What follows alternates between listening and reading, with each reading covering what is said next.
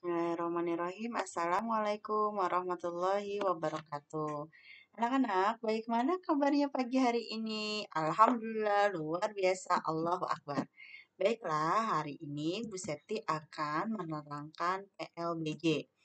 Nah, PLBG pada pagi hari ini yaitu cerita si angkrik. Ya, siapa yang sudah baca cerita si angkrik? Nah, ini dia cerita si angkrik. Mari simak sama-sama. Dahulu itu ada seorang laki-laki bernama Angkrik. Angkrik itu hidup sebatang kara, tinggal di rumah yang sederhana. Si Angkrik mempunyai seorang teman bernama Armin.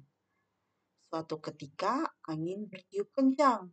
Hujan pun turun dengan deras. Sebuah pohon kecapi yang besar tumbang.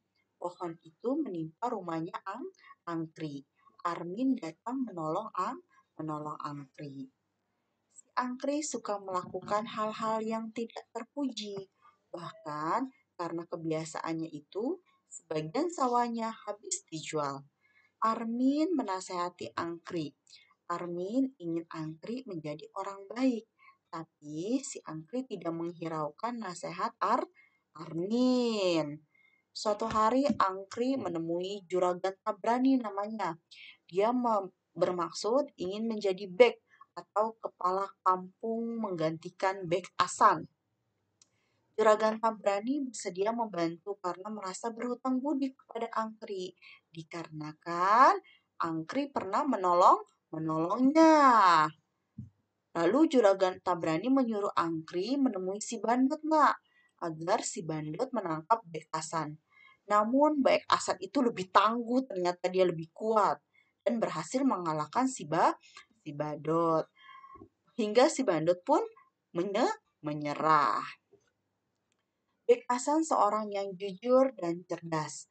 Bek Asan mengetahui bahwa si Bandut hanya disuruh oleh si Angkrik. Angkrik memang terkenal karena kelicikannya.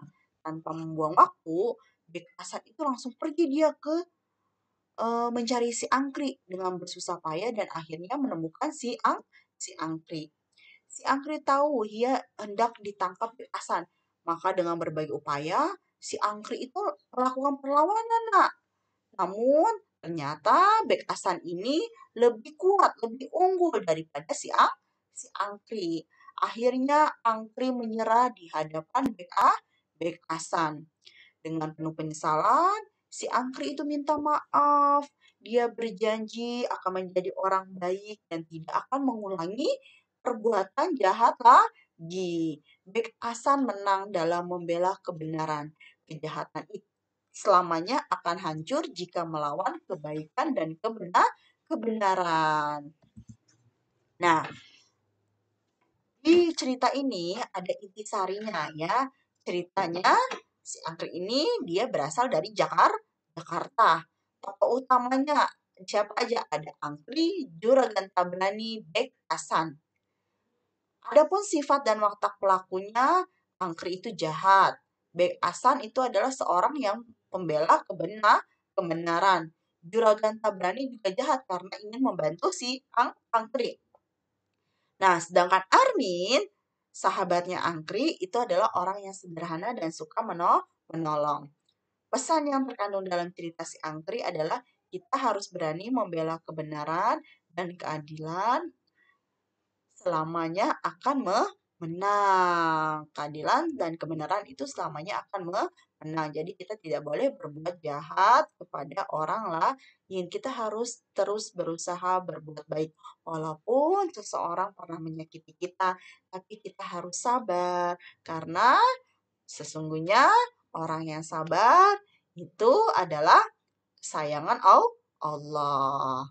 Baiklah, mungkin cukup sekian PLBG kita pada hari ini. Bisa diharapkan anak-anak dapat memahaminya dengan baik.